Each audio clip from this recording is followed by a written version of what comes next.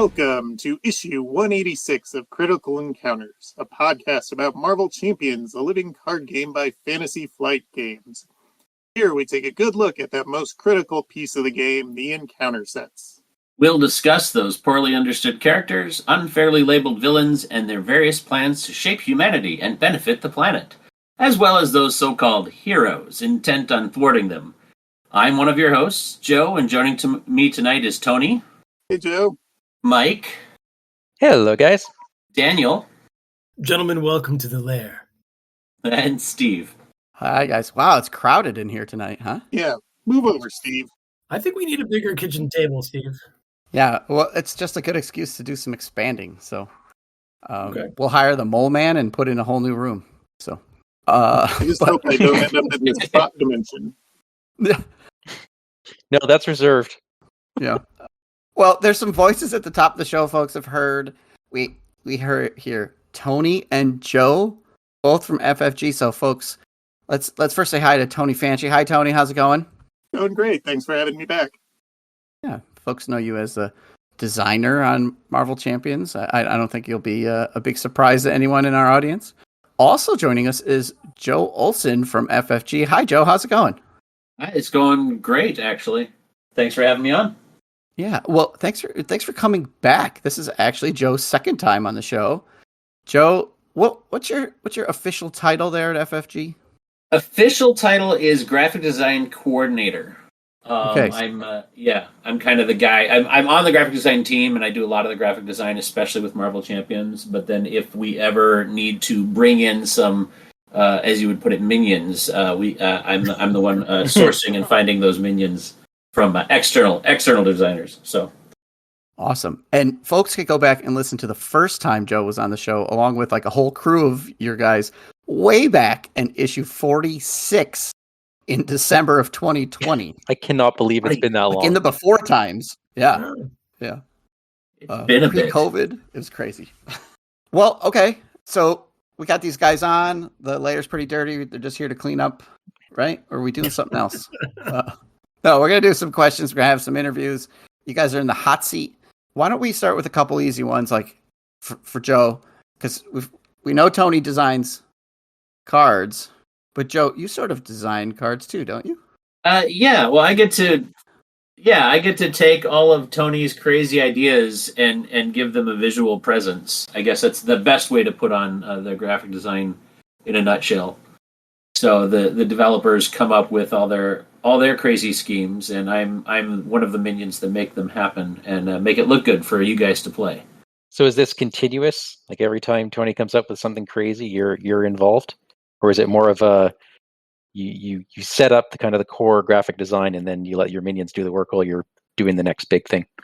It depends. It depends on how big how crazy the scheme is. So it has been historically that we bring in external help for things like card crops and setting up setting art in place inside the cards, that sort of thing. But lately, though, we've had such easy, I'd say, lighter scheduling that I can kind of tackle a lot of that on my own. And then if Tony or any of the other developers are coming up with any new ideas, like new types of cards or something as crazy as what we just announced over Gen Con, that then I get to play a little bit more, and that I get hands-on with. So that's a lot of fun. You mentioned card cropping, and that sounds like the hardest part. I feel like I would spend 95% of my job doing that. Is that as difficult as I think it is? It depends. It depends on the art. I mean, we do. I think Tony is at about 50-50 with art that we commission and then art that we've sourced from comic book references and things like that. And it's always the comic book references that take a little bit more hands-on work to get into the cards and to make it look good. And is that because they weren't designed for that format? Yeah, exactly. Yeah, most of the stuff that we commission is designed for the format that it lands on, whereas the comic panels or whatever, sometimes comic covers and things like that, we kind of have to craft them a little bit differently to make them look good. So yeah, totally. Finding artwork in Marvel Comics you think would be really easy with the decades of issues that they have going back. But the fact that it's a whole other medium can be a roadblock, because artists in Marvel Comics do all sorts of crazy things with their frames. They have a lot of vertical frames. They have people busting out of one frame into another frame, and that is really hard to fit onto a card. And Joe does a great job of it. Are you also like cropping out thought bubbles and text things of those kinds? If it's there, yeah. It depends. I mean, Tony and the people we've got helping us out. Tony will have to remind me of the guy we've got that does a lot of the sourcing for us. But they do a lot of really good legwork finding the pieces and finding really obscure pieces. There's oftentimes there's like, oh yeah, there must be a thing, let's say, Gwen Stacy jumping over such and such. It's like, oh yeah, that must exist. Oh wait, it doesn't. So, and then they do a deep dive into, older comics to find really crazy stuff. But yeah, if it's depending on how the artwork was originally created, the thought bubbles and some of that other stuff might be baked into the final file, or it might be a separate layer that's easy to pull out. So we don't always know that until we get it. So awesome. Okay. Yeah, that's cool. Speaking of things like breaking through the frame or maybe breaking through a wall, not the first, second, or third one, but maybe the fourth one. Let's not bury this. We want to talk about Deadpool and Dreadpool and all this fun new stuff that was announced at Gen Con. You guys were, I know Tony was at least at Gen Con. Joe, did you get to go to Gen Con? Or? I did not get to go to Gen Con, no. Oh, okay. Unfortunately. It looked like a blast, and people are having a lot of fun with things. So no, I didn't get to go. Okay. But Tony, you were there, and you told us all about this Deadpool. Let's talk Deadpool. How did you come up with Deadpool? Let's just talk to us about Deadpool, right? I don't know what question I need to ask you. Like, give me some Deadpool information. Just Deadpool me. Yeah, Deadpool me. Well, we thought about what obscure character from the Marvel lore we could bring into the game, and nobody's ever heard of this Deadpool guy, so we thought he might make for an interesting pack. Supposedly she can rap. Yeah, terrific. These are all terrific. Meet Bedlam. Cool name. Superpowers? I can distort electrical fields, including the one inside your brain, causing anxiety, confusion, pain. So basically you're Dave Matthews. We can use him. I'm a zeitgeist. Cool. I like it. So you have the power to put your finger on the pulse of society? No, I spit acidic vomit. Oh. Do you want me to demonstrate? No, Yeah, we'll take thank your you. word for it. Yeah, listen, we've all eaten at Arby's, okay? This is the Vanisher. But... Vanisher! Nice! Right? He's not here, is he? He may be running late. My name's Rusty, but I go by Shatterstar. That's good. Yeah, Rusty is toughy, terrible. So, where are you from? The planet Mojo World. So you're an alien, I guess. So how does that help us? I'm basically better than you at everything. Just once I'm gonna find a planet of people that are worse than me at everything. A whole bunch of functional idiots. I'm gonna go there and I'm gonna be their Superman. Isn't that Canada? You shut your goddamn trash mouth. Meet. Domino. What's your shtick? I'm lucky. That's not a superpower. Yeah, it is. No, it isn't. Yes, it is. No, it isn't. Yeah, it is. No, it isn't. It is. No, it isn't. Yeah, it is. It really isn't. No, it isn't. Yes, it is. Told you. Get out of my head! I'm not in your head. I'm in an 11-year-old's bedroom. Well, if you're so lucky, then what are you doing here with us? No, well, I don't know yet. What's that supposed to mean? There's a reason why I'm here, and I'll know when I know. Everything usually just kind of works out for me. Like 2008 Ryan Reynolds. I don't know who that is. You're hired. Lucky me. I like her. And last but not least, Peter. Am I getting catfished here, or any powers you want to tell us about? Any, No, I don't have one. I just saw the ad. No superpowers at all. I have both type 1 and 2 diabetes. Ow! Oh, that's all the diabetes. right, yeah, you got them all. If you find a type 3, let us know. Yeah, you're in. Oh, that's good. Good idea. So I think a lot of people are really excited to find out about this. But so Deadpool himself, the hero pack that you announced has Deadpool and his, it's like a regular hero, but then it also is coming with a completely new aspect, right? Mm-hmm. You're calling the pool aspect, apostrophe pool aspect. So how do you decide on making a whole new aspect for Deadpool? Like, what's the creative process behind that? That's a good question. So I first need to shout out our visual creative director, Brian Schomburg, who, when we started the process of thinking about what a Deadpool pack would look like, came up with this many pages Word document of all sorts of crazy kind of visual treatments that we could potentially use in a Deadpool pack. And a lot of that stuff that he thought about and that he put on paper, we ended up using in Deadpool. And I'm sure Joe will talk a lot about all those things. But from there, it got me really thinking that Deadpool needs to do something totally off the wall and be something completely different from any hero pack we've ever done before. We could have just as easily put him in aggression or some other aspect, but I really wanted something to make Deadpool special because he is a special character in the MCU with his ability to break the fourth wall and the fact that he knows he's a comic book character, all these things. We felt that all the fans would expect something entirely new from him.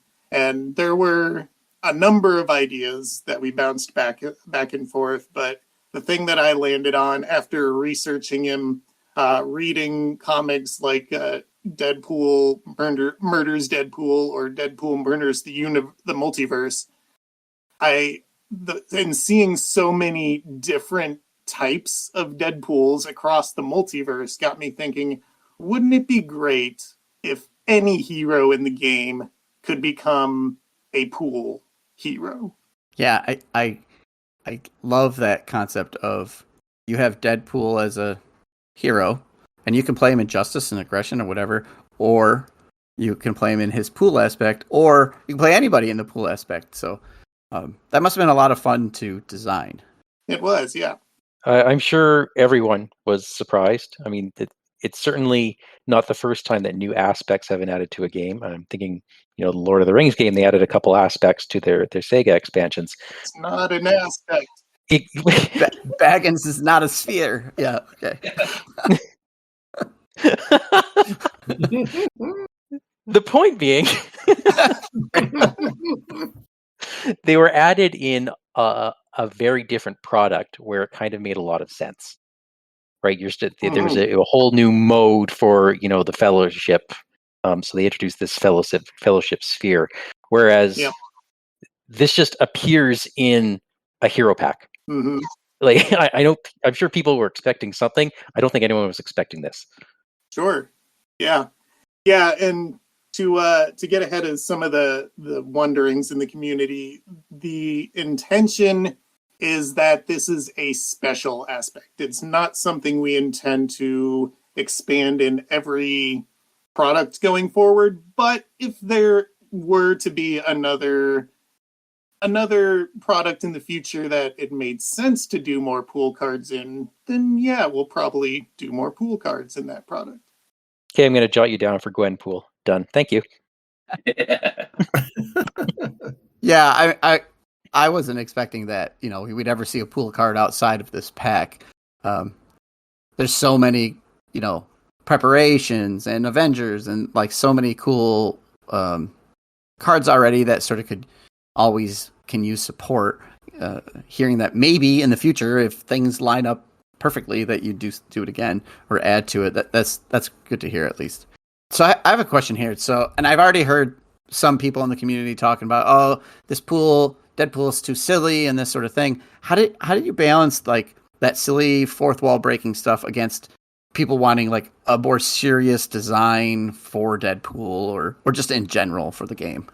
That's a good question, and that was certainly something that was on my mind as I was designing the pack. So I wanted to try to get the best of both worlds, where we could have that humor, but if you wanted to just play Deadpool straight, you could do so.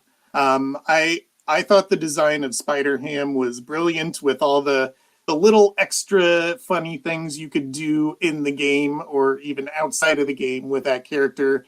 but none of them were required. None of them were treated as a cost for a card. And so if you didn't want to do those aspects of those cards, you could just ignore them. Well, you mess with the ham, you get the hammer. And so I did similar things with Deadpool, and similarly, I even took the wackier ideas, the crazier ideas, and I, for the most part, contained them to the pool aspect. So if you want to treat Deadpool as just another hero in your arsenal, you can play Deadpool in any aspect outside of pool, and he's a pretty straightforward hero. Whereas if you want to lean more into the funny, wacky Deadpool stuff, adding the pool aspect to Deadpool or to any other hero is how you can accomplish that. Yeah, that's great. Okay, here's a question. Deadpool's special ability is that he doesn't die. Is that right? Mm-hmm. How is In that hero different mode, from every other hero? Wow, Mike. Sorry, shots fired at Marvel. Heroes and Marvel champions don't die; they're simply defeated to come back another day. Yeah. No, that was definitely a shot at the Marvel, the greater Marvel brand than you guys. Yeah, Mike. I think the difference is Deadpool. Like you turn the page and he's back alive. Somebody else, you have to wait for the next issue. So, okay. Yeah. There's a gap there. All right, so you've made this new pool aspect, and you say, all right, we have a brand new aspect, and we have to make cards for this. So you look over to Joe, and you say, Joe, we need a new aspect. And Joe, are you now making new aspect cards? Like, where do you go from there?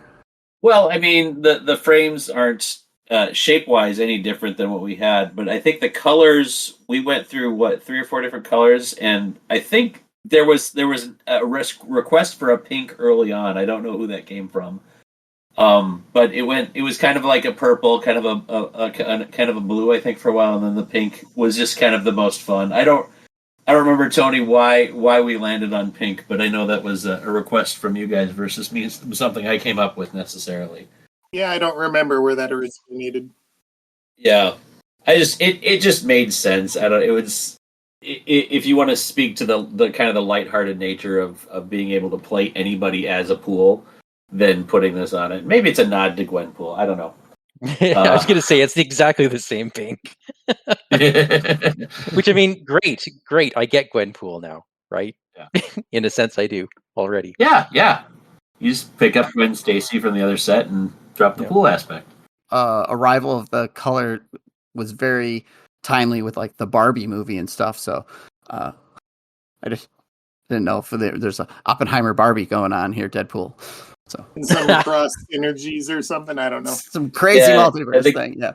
Yeah, that's the universe saying pushing its way into it. No, it was not one of those things that we could have predicted. So it's fun to see that. Yeah. Okay, what about when the art does break out of the barrier? Like we've seen, I think we saw scribbles on one of them. We saw fire on one of them. Is that done by the artist or by you, Joe? Or no, that was all of the breakout. I mean, the artist will work on the flat piece of art, and then I get to decide where it wants to burst the seams, as it were. The scribbles and the fire and all that stuff, that was some of the most fun I've had, honestly, working on a project. So I was happy to be able to do that. What's really cool is that the tape edits, where Deadpool is editing the cards. Yeah. I kind of wanted to do an old school kind of like copy paste. You're coming down from the higher ups, like no, this is wrong. Let's change this, and then picking the handwriting font, because I'm told that Deadpool has very good handwriting. So I had to pick something that looked like somebody was scribbling with a marker, but still be readable. And so that was fun to do, and then. On top of that, we actually created a package. So, because all of these to go to other countries have to be translated, and that was a big hurdle to get over, because we're like, oh my goodness, how are we going to make this editable so that somebody in Germany can drop the longest word in the world in here? And so we kind of went back and forth. We talked to production. There was a long conversation about that, and we just basically said, let's just give everybody all the assets they need to create what they need to create, so that when I create it in English, I can drop this thing into the file. That's a piece of tape, and then write what I need to write on top of that.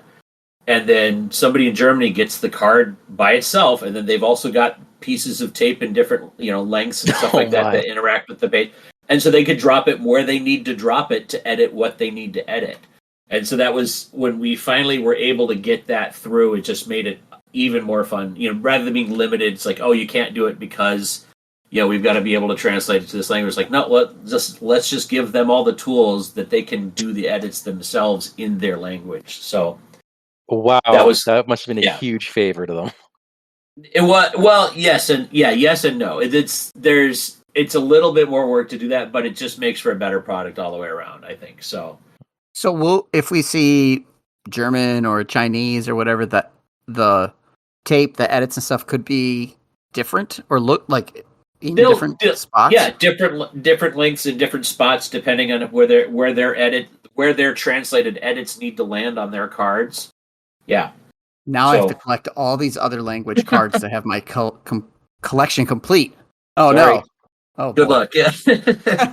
I'll have to pass. But that's cool. So I'll keep my eye out to look for some of those.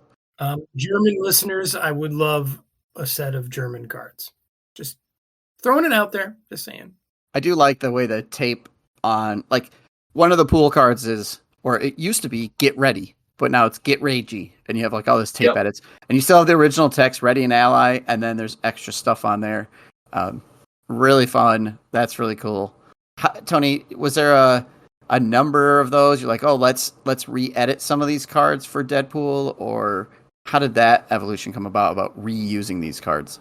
Yeah, I want to say that cards with the appearance of text edits was a thing that Brian Schomburg had put into his document originally.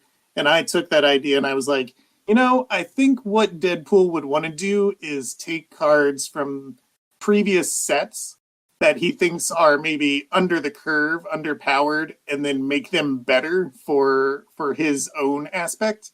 And so that's when I started looking at the core set, and I decided I'll find one card from every aspect that I think is not played as much as the other core set cards, and those will be the ones that will get the Deadpool treatment. Yeah, I really like that. I think that's so fun. All right, so we talked a little bit about Deadpool. We talked a little about the pool aspect, but we don't care about heroes. We care about villains. So let's talk about Dreadpool. So this is, as I understand it, some sort of, I'm going to call it a nemesis set that you have to use if you're using the pool aspect. Explain that to us and tell us where that came from. So the origin of this idea came more from the fact that I really enjoyed the Deadpool Murders Deadpool and Deadpool Murders the Multiverse comic series. And I was like, that would be great if we could fit this into the game somehow. And so I got to thinking, and it occurred to me, like, with all these Deadpool variants running around in the pool aspect, it only makes some sense that possibly there would be some malevolent Deadpools that would arrive at some point. And so with the pool, using the pool aspect, those barriers between the various multiverses have been broken down a bit. And so you might find yourself face to face with Dreadpool or other murderous pool variants who are out to be the only Deadpool in the multiverse. I love how the design just all comes together, right? You've got these cards that Deadpool thematically wants to make better, so you make them better, but you balance it with this Dreadpool stuff. It works so well. Love it. Thanks. And so, just to clarify, Dreadpool is not actually Deadpool's nemesis. Not Deadpool's nemesis, no. I don't think the nemesis has been. Yeah, okay. That hasn't been announced yet. Deadpool has a separate nemesis like every other hero does, who is not Dreadpool and has not been spoiled to this point. if you want to spoil it tonight, that's fine. It's okay. We wouldn't stop you. Um, Okay, so this Yeah, Dreadpool keep going. set, it's just always shuffled into the deck. No, there's one card. The Crisis of Infinite Deadpools is basically a Shadows of the Past for the pool aspect. Oh. And so when this one treachery comes up, you'll grab Dreadpool, who is basically the aspect nemesis minion, if you will. And then Dreadful Deeds is his personal side scheme. And so much like Shadow of the Past, you get 2 cards out of this one treachery card. So it can be a big swing in a game. But there's only one copy of the treachery, regardless of the number of pool players you have in the game. So if Starpool is being, greedy, he can end up with Shadows of the Past and Dreadpool in the same round. You could, yeah. Oh, that's juicy. Yeah, it looks neat. Like you're gonna shuffle, you're gonna play the minion, you're gonna put out the side scheme, then you're gonna shuffle the rest of the cards into the encounter deck. And looking at the announcement page, there's 7 total cards in that set. One of them being the treachery, 6 other cards. So it's one additional card than we normally get in a Nemesis set. Normally we have 5, and this is suggesting that there's 6. So that's fun for us. So, Steve, speaking of 7 cards, I believe we've seen 6 out of the Dreadpool set. Would we like to see the 7th? Yes, we Tony, would. is this a joke? No. Would I do that to you? I hope not. Deadpool would, but I don't think Tony would. So right. Let's look at the 7th card. Wow. Folks, this is Metacidal Tendencies. It is a treachery with some wonderful artwork on it. When revealed, deal 2 damage to each Deadpool core character, 3 damage instead if Dreadpool is in play, and if no damage was dealt this way, place 1 acceleration token on the main scheme. 2 boost icons. Wow. Ooh. Okay, so all those Deadpool or those pool aspect characters that don't take retaliation damage. Consequential, right? Yeah, consequential. Yep, they're dead. All right, and if you happen to be an alter ego, you get an acceleration instead. Okay, that's cool. Yeah, or if they're not out in play, right? But Deadpool himself is. Yeah, if you're playing Deadpool, then he is a Deadpool core trait. Only on his hero side. Only on his hero side, yeah. The thing I love about this card is that it both punishes Deadpool because he is a Deadpool core character, but it can also benefit Deadpool because if you happen to be an alter ego when this comes out, you get that acceleration token on the main scheme, which Deadpool likes to have those acceleration tokens on the main scheme. Right. He is an agent of chaos. And if you're just playing anybody else with the pool aspect, they don't have that trait, right? Or does the set give them that trait? The allies have the trait. Just the allies, okay. I don't think we've seen a card that would give the identity that trait. The interesting thing here is I could see like people, you're playing Deadpool, you're playing fast and loose, he takes a ton of damage. His thing says when you would be defeated, instead set your hit point dial to 1, change the alter ego form, add acceleration token. So maybe you take an undefended attack from the villain, it kills you, quote unquote, you flip, and then this is the card you draw as your encounter card, and now you're dead for real. So, well, no, because you would be an alter ego where you don't. Oh, you're right. Yeah. Okay. All right, but you just put out 2 acceleration tokens. Yeah. Okay. You're right. It's fine. You got this. Yeah. Wow. Okay. Oh, that's a fun just more card. Fuel for your other cards. Yeah, and that's Deadpool fighting Dreadpool, right? In the art. Yep. So good. So Joe had said something about he's an agent of chaos. Steve, Mike, I have our next 3-player game. I think it's got to be Star-Lord, Deadpool, and Scarlet Witch. Which is doing. Oh boy. Okay. Sounds great. It's gonna be a while to see if we can beat ourselves before the game does. Right, so Yes. Sabretooth with the Electro set in it. Gotcha. Or Sandman with the Electro set in it. Either Yeah. one. Yep. So fun. All playing the pool aspect, I assume. Yeah, of course. Oh, of course. The Star-Lord pool. And, yeah. Yeah. Well, thank you for this gift. Glad to bring it. And I already hear variants of like each person that's playing a pool shuffle in a Crisis of Infinite Deadpools and stuff like that.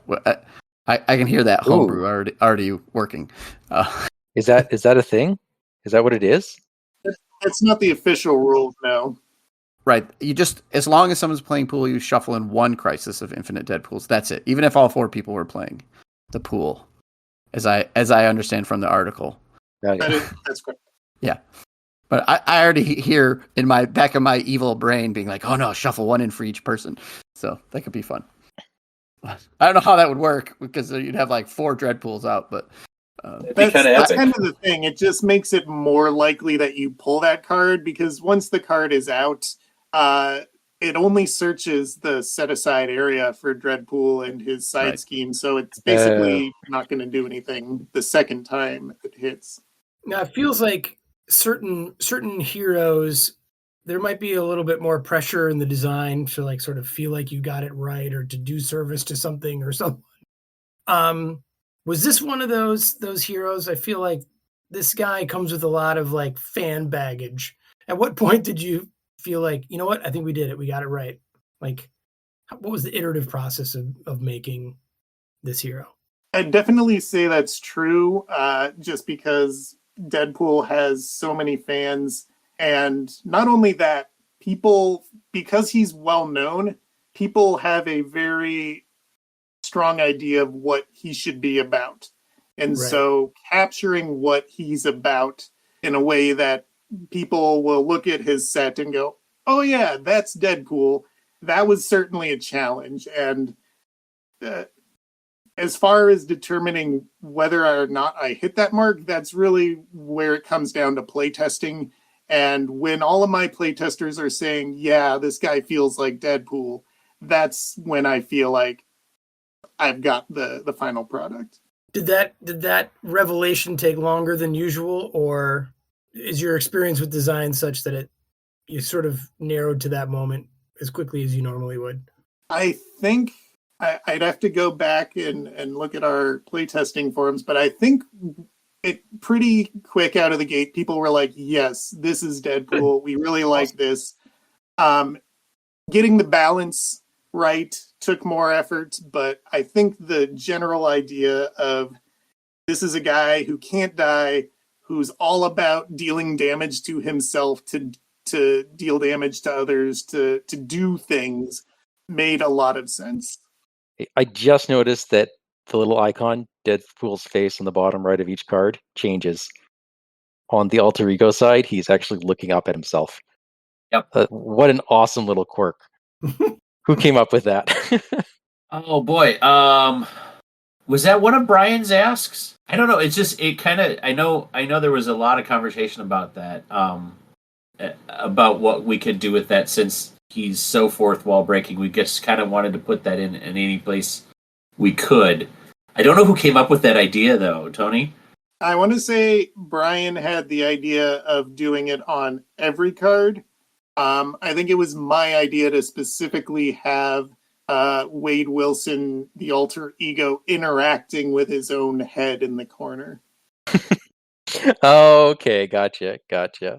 And he's also leaning on the card frame. He's actually interacting with that card frame as well, which is fun. Yeah, he's got his hand, in between the two traits. Yep. It is an incredibly clever design, great set, great work. Do you guys have personal favorite cards from the Deadpool, the Pool, and the Dreadpool sets? Joey, you want to go first? Sure. I really like just the cards he edited. And they went through several iterations to get to where we got him. But I personally like just the not my responsibility. He's just sitting in the theater eating tacos and he doesn't care what's going on. Yeah, working on those to make them very, very punchy and irreverent, I guess, was a lot of fun. So, and the card is fire. That was a lot of fun to work on too. Just burning it and destroying it every way I could, and still making it usable. That is a great card. Yeah, so many of these cards turned out great with Joe's graphic design, with the art that our artists contributed. I had so much fun writing the art briefs for these pieces, and like they all turned out perfectly from what I had imagined. As far as personal favorite cards, probably Deadpool's Hero is one of my favorites. Just the way that he's playing with the game by altering his own stats is just such a Deadpool thing that I loved coming up with that idea, and being able to kind of act as a Marvel editor a little bit by throwing the editor's box on there that says ignore these zeros. That was so much fun. In terms of like the pool aspect cards, like Joe, I'm really a fan of the edited cards. And so many of them, I think the artwork and everything just really came out great, but probably Cut Upper is one of my favorites, just the way that art piece captures the essence of the previous one, but in a clowning kind of satirical way. And then from the Dreadpool set, probably my favorite would be the anti-regeneration ray. Just from a design standpoint, it was so much fun creating this attachment that basically lets Dreadpool blank out your Deadpool so that Deadpool can die now. And a lot of people get that aspect of it at first, but it takes them another minute to look at the bottom and see, oh, I can attach this to my hero, which means, oh, I can blank out Dreadpool and get rid of that annoying guy. Seeing people when they make that realization is just such a feel-good moment. Yeah, I think a lot of people are trained to see hero action, spend resources, arrow, remove this card, but that's not what it says. Yeah, it's really good. Attach this card to your identity, so then the hero starts to have that anti-regeneration ray. That's fun. Although you're giving the heroes our villain tools, but okay. Doesn't that in the long run turn them into villains? It does. Thank you. Yes. Mm-hmm. Mm-hmm. Yes, the corrupting power of these things. Yes. Speaking of villains and heroes, and we don't know what's what. What about Bob? Where's Bob, Agent of Hydra? I mean, I see Cable being a signature ally. Shouldn't it be Bob, Agent of Hydra? I can neither confirm nor deny the presence of any Hydra agents in this pack. Oh, okay. Holding out hope. All right, I want to ask a question about these upgraded cards again, because I've noticed that they all say max 1 per deck, but in the editor font. Mm-hmm. Is this was this intentional? Like Deadpool, you're getting, and we need to rein you back in. This is the editor clamping down, or is this a new format, a new style? This is specific to Deadpool. So when designing these edited cards, obviously they're going to come out more powerful than the previous versions. And so I wanted to put the restriction of 1 per deck on them, but the way we normally do it is we put that restriction at the top of the text box, which wouldn't work in the case of these cards. And so the solution that we came up to for that was, I think, perfect, because it makes it feel very comic booky, like the editor's coming in and saying, no, Deadpool, you can have it a little bit better, but you're limited to 1 kind of thing. As a side bonus to that, the fact that those cards are limit 1 per deck means that we only have to include 1 copy of them in the expansion, which gives us just that much more room for different and unique pool cards. Got it. I'm sure everyone had a favorite. Everyone wanted to have their own ideas for this. Mm-hmm. Yeah. Speaking of the number of cards, or the pool cards, you were on another stream, maybe it was at Gen Con, and you talked about how the pack is larger than normal. So Yeah. Are we going to get enough cards, you think, in the pool aspect to build 40 card decks or 50 card decks? Is there a good amount in there to like customize, or is everybody's pool deck going to kind of look the same? There are a lot of cards in the back of the pack, and a number of them are unique. I went a little heavier into the unique cards for this pack and the max one per deck cards, so that we could get more variety. So you maybe lose out a little bit in terms of consistency with the pool aspect, but the pool aspect is all about doing crazy things, and so I think having a little bit less consistency is an acceptable trade-off for having more variety in the decks that you can build using it. Yeah, I think that seems fair. And then, of course, you can supplement your deck with basic cards. So yeah, I'm looking forward to all the crazy ways that fans in the community find to combine the pool aspects with other aspects in heroes like Adam Warlock and Spider-Woman. Yes. I was just thinking Gamora. Jessica Drew. Let's. I was thinking Spider-Woman too. Yeah.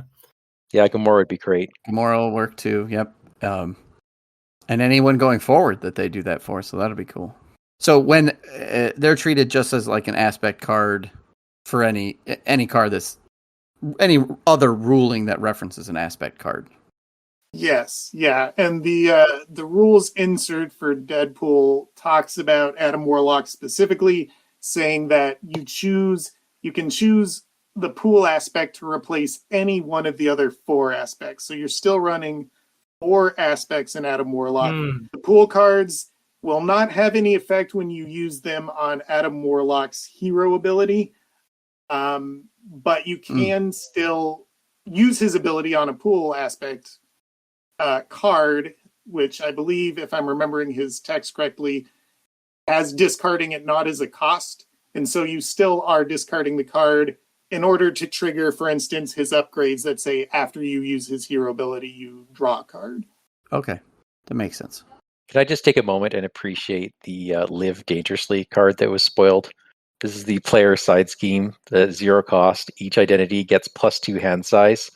Victory 0, but an acceleration icon, a crisis icon, a hazard icon, and an amplify icon. And my favorite part of this card is that when things get a little too hot for you, it still has 3 threat per player on it. Yep. For Victory 0. That was a lot of fun to design. So this is a player side scheme card. So let's take this over to Joe for a second. Joe, Tony is also, well, no, I guess we have seen player side scheme cards in the next evolution. So yeah, it's a Tony box here. Tony's keeping you in business, it sounds like, with all these different types of cards. Was it difficult? Was it fun? What did you think when he said, we want to make player side schemes, design me a new card? Anytime a dev comes to me with, oh, by the way, we're adding a new card type, I'm like, oh, okay, hold on. All right, hold on. How am I going to make this work? But it's always I'm always up for a challenge, and so I always appreciate it as long as they come to me early enough in the project, and not like, we got to drop this in a week, so can you do this for us? It's like, hold on, But no, this was in early enough. Was it next evolution that we did those for? Yeah, we get them in cable, and that box just had a street date this past Friday, where we're getting to see the player side schemes. So those are fun cards. Was it difficult to make them? Make those frames or do anything? Did you have any fun stories with those? The nice thing is that it's always based on they're usually based on something that already exists. I mean, we've already got the side scheme, so this just is a player version of that. So taking what looks all the textures and stuff like that from a player card and then adding them to the existing frame format so the players recognize what it is right away. That's really the goal, is to make sure it's something that the players can recognize visually. Oh yeah, this is something for the heroes to do, even though it's storytelling. It's more what I'm used to over here on the villain side. So does that make sense?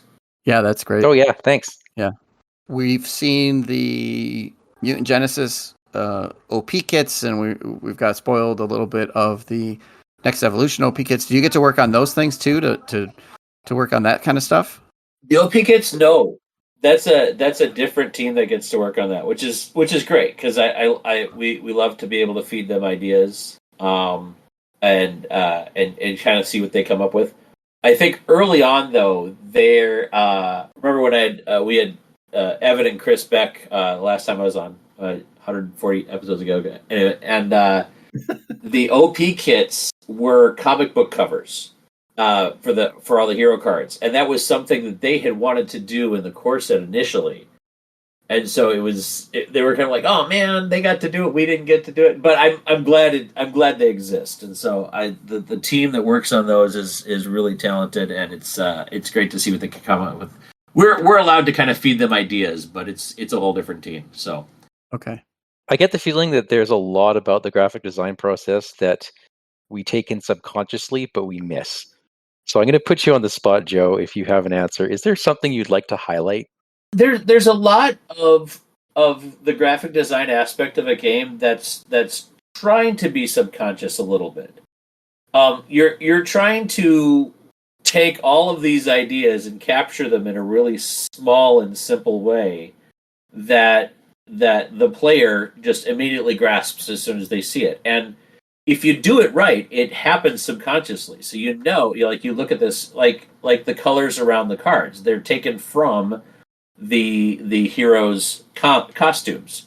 And so when you look at it, when you've got a hand of Deadpool cards or Spider-Man, depending which Spider-Man you're looking at, they're all a little bit different texture-wise and color-wise, so that they feel like that hero. And you have to do it in a way that fits the format that already exists. So, it's kind of a tightrope walk to do, because you don't want to go too far off the rails that you're confusing players when they're looking at a thing, but you also want to be creative. So, Good one. All right. Joe, let me jump in with a question here and ask, are you finding it difficult to come up with different color combinations now that we have so many heroes and villains in the game? It's getting thin. There's a lot of very similarly colored costumes out there in the Marvel universe, especially when you go to the older comics, and you basically have 5 primary colors that anybody can pick from. Yep. Is it like the early X-Men comics? They wear matching uniforms. Yeah. So everyone should be black and yellow, right? Like. Yep. Yeah. Yeah. But I still want to hit that target of, it's like, everybody's black and yellow, but how is this hero look different than that hero in their costume, and try to capture that somehow. We've in future sets we're playing with that a little bit more. But the colors, I'm trying to think. Deadpool was really close to some hero, and I can't remember what it was. Spider-Man. I mean, was it Spider-Man right away? There's one like the first. Yeah, or maybe Miles Morales, right? He's like black and red. Yeah, my first round on Deadpool, everybody's like, "We've already done that set." I'm like, yeah. So, sorry, I lost my train of thought. Tony, what was your question again? How hard is it coming up with those colors? Yeah, it can be challenging, and so like I said, I still strive for that, even if it's just a shade or two different. If you're looking at them side by side, you can see it, but at an arm's length, maybe you don't. I still strive for that. So It looks like you're playing around with the accents too in some cases. Like you got some black stripes in here too. Yep. Yeah. So there's basically every hero has 3 color spaces on the card, and then a dot pattern that I can play with. Okay. So there's enough, with those 4 spaces to play in color wise, and kind of tweaking it here and there. There's enough to set them apart from each other, if at least in a subtle way. So Joe, are you working? I can't imagine that you only do Marvel Champions. You work on other FFG products. Yep, I touch just about every one of our card lines. So Arkham Horror, Marvel Champions, and then back in the day when we had Netrunner and L5R. Okay. And the rest. And do you have out of all of those, when you're working, do you find that you enjoy working on Marvel Champions maybe more than the rest, or do you have a favorite one, or one of them gets your creative juices flowing more? Or the devs for all of them are challenging enough that they've always got ideas. Arkham, there's a little bit more breadth and room to play because there might be other. If you've ever gone into an Arkham rules book, there's a lot more kind of in-world artifacts that go on inside of the campaign logs and stuff like that. So that's on that side is a lot of fun, and then on the Marvel side, the breadth of the characters and the breadth of the artwork that comes in to be able to play around in that space, they're all fun to me. I think if I had to pick a favorite, I guess I'd land probably on the Marvel side of the fence. All right. Yeah, just because I mean it's there's a lot more crazy going on in that world, I think. So You got to keep you on your toes. A lot more crazy in Marvel. Okay. yeah. No. But it ebbs and flows. Like and the fun thing about FFG is that all the devs kind of have conversations with each other. I can tell because somebody will come up with something crazy in one game line, and then about a month later, the devs from a completely different game line is like, "Hey, we were thinking about doing this." I'm like, "Hey, I've heard that recently." So, so it's like they kind of bounce ideas off each other, and it does bleed through a little bit, even if they don't know it's bleeding through. At least on my end, I get to see that because I'm kind of touching in all of them. So, okay, so a little bit playing off of that, and this goes for both of you guys, like. If you come into a roadblock, either in design or in the art or whatever, what do you do to help motivate yourself to like push through that and continue on into the creative process? Well, let's start with Tony. Sure. So for Marvel Champions specifically, I would say what I would do in those cases is go back to the comics, do some more research, do some more reading about whatever it is I feel I've got a roadblock on.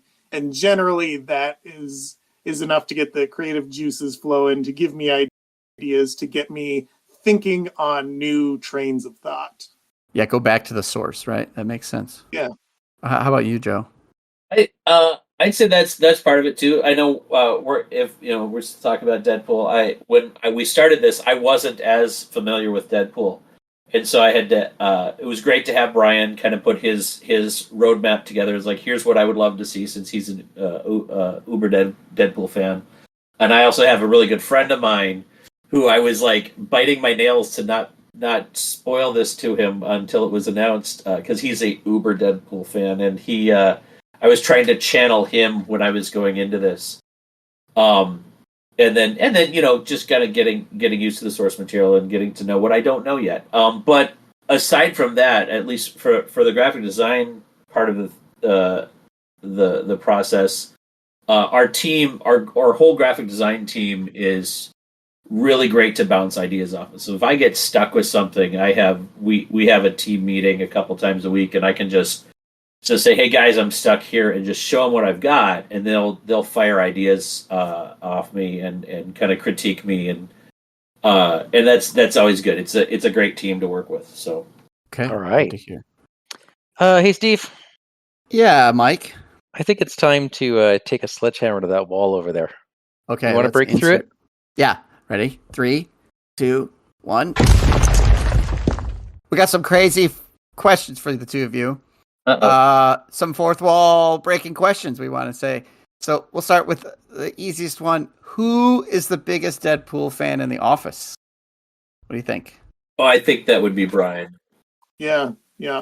If you could go to dinner with any game designer or graphic artist in history, depending on who you are, who would that be and why? Joey, got any thoughts? Graphic artist in history. I've got to go. I recently got to. I'm gonna long story short this. Hopefully, I recently got to put my hands on some real Salvador Dali watercolors that a neighbor who's moving is like, "Oh, I happen to have these. Do you want to see them?" I'm like, "Oh my goodness!" Oh wow! So I think sitting down with him to a meal would be just. You'd never. I don't know that you could ever even describe it. So I think he would be an entertaining dinner partner. You don't think he'd be insufferable in some way? I don't know. Okay, how about you, Tony?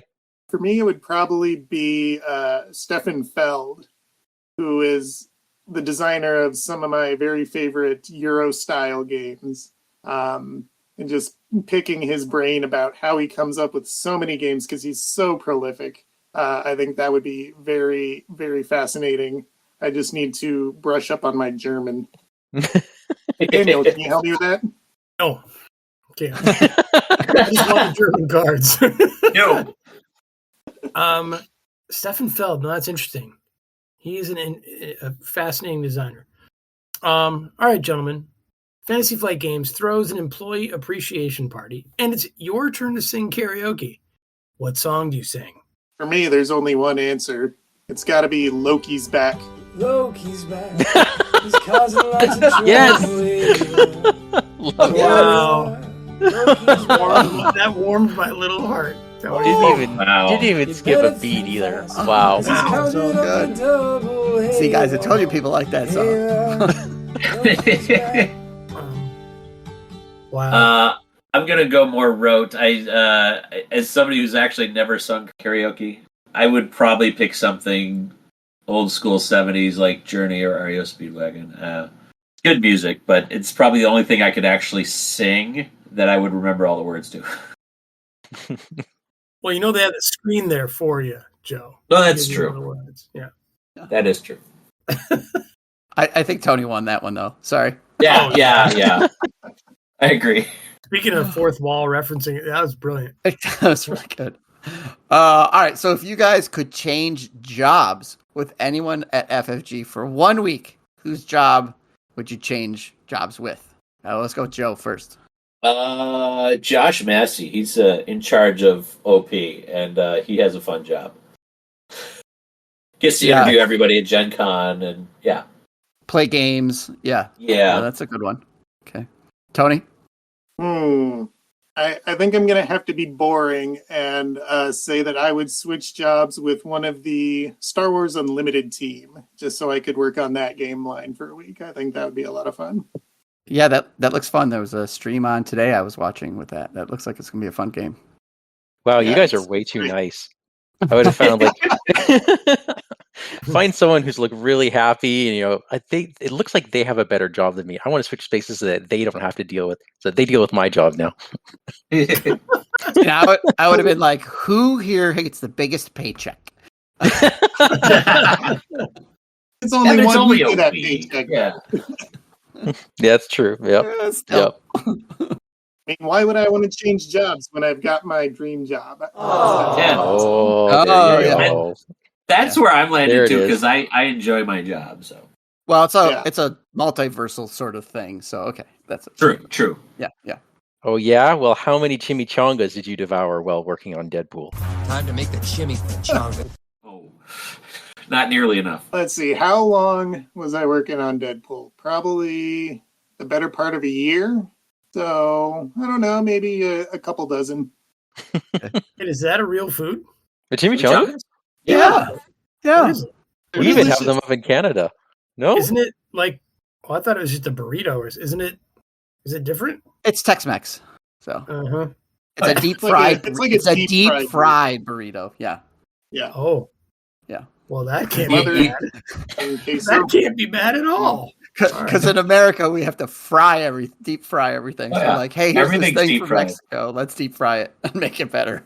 Well, as a born and raised Minnesotan, the deep fried sticks of butter at the state fair are where it's at. Okay. Oh. Handle deep fry, not a whole stick of butter. That's just. Ooh. Oh my goodness. You got to be a committed Norwegian to do that. All right. So we all know that Cable is a super fan. Who at FFG is a super fanboy of you? Tony, you start. He's not an FFG employee, but definitely my biggest fanboy has to be my good friend Ben Waxman. He is always on social media touting the stuff that I design. He's just such a generous and kind guy, and he's always looking out for me. And so he is totally my super fanboy. Right on. Super fan at FFG, huh? It's gonna sound sappy, but the graphic design manager, Mercedes, she is everybody's super fan. She's great to work with. So I would say if anybody's gonna be anybody's super fan at FFG, it'll be Mercedes. Totally. Okay. Here we go. It's a weird question, Steve. This was sent in by one of our lists. No. I've got to blame I wanted to blame a minion for it, but it was really like the very first question I thought of when Tony said he could come on the show. And we were going to do Deadpool. So you can replace any part of your body with an animal body part. What part do you want to swap out? Or I suppose gain a new one? I'm totally going to take a squirrel tail. Ooh. But then chairs will hurt. I don't know. It's Squirrel Boy. Okay. Redesigned seating It's so arrangements. soft and fluffy, and just you can wrap yourself in it. Okay. Yeah. So it's its own Especially in these chair. I cold getcha. Minnesota winters. Yeah. Just wear my tail as a scarf. Nice. Joe? Wow. Well, I would have to go. I'm going to go the whole superhero aspect of this and replace one of my arms with like, what are they, mantis shrimp, peacock shrimp, where they can move so fast that it breaks the sound barrier. Yeah. So just get a super punch from a mantis shrimp arm or something like that. I have no idea what you're talking about, but I'm going to have to look that up. You really do, Steve. Yeah. This is pretty phenomenal. Yeah, they create like little micro sonic booms, and it's amazing. Wow. Yeah. All about that productivity, huh? Yeah. Okay, cool. Steve, I do not understand this next one. Oh, so Deadpool has this thing where he says maximum effort. 2 swords and maximum effort. Hear the music. Really? Oh, Yeah. Okay. I'm not. Please edit that out. Wow, I Mike. will. I thought I was the Geek least card knowledgeable revoke. about Deadpool. All right.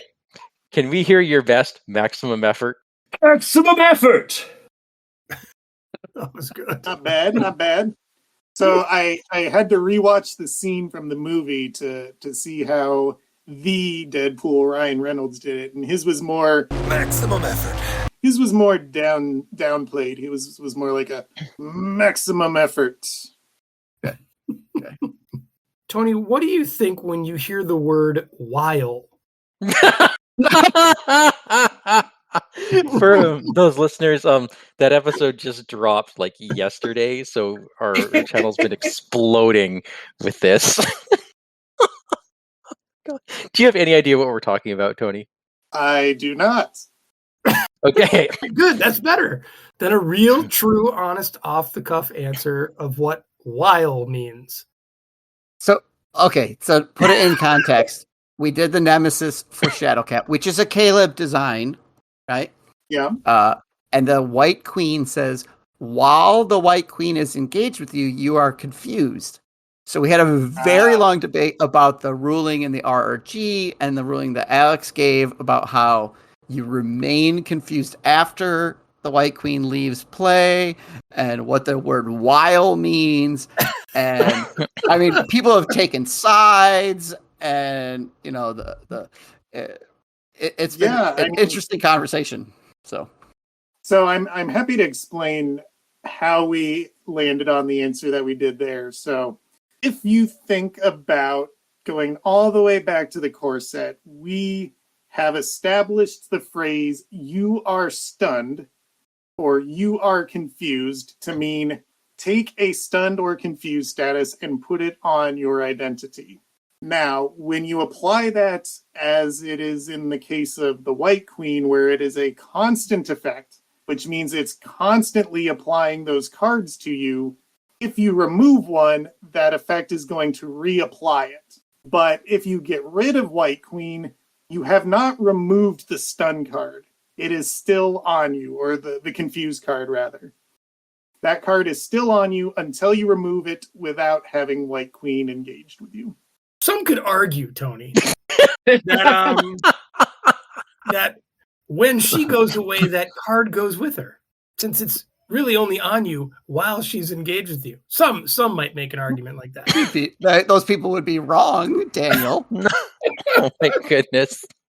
I feel like this is a quirk of the English language, and my solution to this was to come up with a new keyword called befuzzle, where it says the White Queen befuzzles you, and then you could have an entry in the FAQ no less than 4 pages with the deepest legalese. Of course, yes.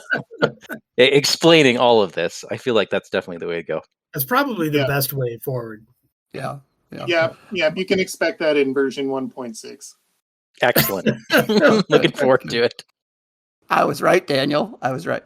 No, I appreciate your answer, Tony, even though it's incorrect. Don't be so prescriptivist, Daniel. This new analogy was brought up today, and I think it kind of matches. While you are in the pool, you are wet. When you get out of the pool, you remain wet until you dry off. So, right? Yes, but then like wasn't that initially answered by "While it is Lent, I don't eat fish on Sundays"? No, that was before my pool comment. Yeah. Anyways, thanks for answering that, though. Yeah. Always happy to do it. We have one last silly question, I guess, and it goes all the way back to our Bob agent of Hydra. Do you have your own personal Bob agent of Tony or Bob agent of Joe? And who's your sidekick, really, Joe? I've got two kids, both wonderful girls, and they're my sidekicks. If I'm like, oh, hey, can you go run and grab that thing for me? They're like, sure, Dad. So they're not at that age yet where they're like, wait a second, what's going on? let me guess. One of them is not 13. No, just. There you go. So, yeah. Okay. Tony? For me, it would have to be my Yorkshire Terrier, Leia. She's always my sidekick. And just like Deadpool and Bob, I am always blaming things on Leia. Okay. She's kind of your dog pool, huh? Okay. Yeah. Nice. Yeah. Well, this has been great. I don't know, Daniel, Mike, do you have any more questions for these guys? I think they've done a great job already. This has been fantastic. Yeah, I really appreciate you both coming on. Joe, I know it's a little last minute too, so thanks for managing that. That's totally awesome. I'm glad I could. I'm glad I could be here with Tony to kind of like wrap up Deadpool all in one go rather than kind of because remember I was originally going to come in next week and so it's great to be here all at the same time talking about Deadpool because it's fun to bounce ideas out there in the world. Oh, definitely. Yeah, Joe and I have been waiting for so long for this announcement because we are both so excited to talk about Deadpool and all the fun we had in making his pack. You must have been holding on to that for like over a year, just bursting at the seams. I bet it's akin to like Mark Hamill knowing about the Darth Vader thing. Yeah, yeah. I bet it's like the same when did we wrap? Okay, because when did it get out of our hands? I did an interview with Molly way back around Christmas time, and I think she was hinting that there was something awesome coming, and we worked out after the fact, that it was probably Deadpool she was talking about. Probably, because she just sent it out for, I think she just sent it out for proofing or something. I don't remember what it was, but it was, basically, almost ready to go. That's a long time to keep that stuff hidden. Yeah, it is. You have a lot of willpower. Well, don't you get like 5 minutes to think about it and then you're on to the next thing? So that must make it easier. Just about, yeah. Yeah, that's yeah. One of the more difficult parts of this job is having to wait so long before I can share of the thing I made with everybody. And but because by the time it's announced, I'm already looking forward to the next thing that I'm really excited about. So I kind of have to remind myself, oh yeah, this is product. And I'm so glad that I can now finally talk about it. Yeah. And it's fun to kind of go back because you remember all the fun you had creating it. Now you're like going back through that and it was a lot of fun. I do find it humorous though that like you guys said, it's been a long time since I've visited. And in that interview, I mentioned, you guys were like, who would you love to see? And I said, oh, Deadpool would be cool. And I don't think we'd had any internal conversations at the time about it. So it's fun to see that come around and say, oh, it's a real thing now. Yeah, back then it was probably the Spider-Verse stuff probably wasn't even on the horizon. It's been so long. Yeah. Well, again, thanks for coming on. Is there anything else? Daniel, Mike, Tony, Joe? I want to thank you guys. And what a delightfully creative and clever piece of work you've brought into the world, and we're extremely grateful for what it does for the game, the community. Thank you, guys. Yeah, you can all be really proud of yourselves. Thank you, and thanks for having us on the podcast. Yeah, thanks for having us. It's great to talk with you guys again, and glad that we can create something crazy and have crazy people to take it and run with it. Well, you're both welcome back anytime if you want to come on and talk about the next crazy thing or the not crazy thing. So would love to. Yeah. So, Mike, if folks want to tell us what part of their body they're going to replace, or they want to send what they think about Deadpool or Dreadpool, or how Tony's wrong about Weil, you can email us at criticalencounterspod@gmail.com. We are Critical Encounters on Facebook, and you can find our YouTube channel or Patreon by searching for Critical Encounters Podcast. And on Discord, we are Vardane, Big Foam Loaf, and Wandering Dude. If you like our show, tell your friends. If you don't like our show, tell your enemies. Dreadpool and Deadpool, same as that. It's your fault the world turned out like this. You, me, we're all responsible. The noble thing to do would be to just lay down and die. A fourth wall break inside of a fourth wall break, that's like 16 walls.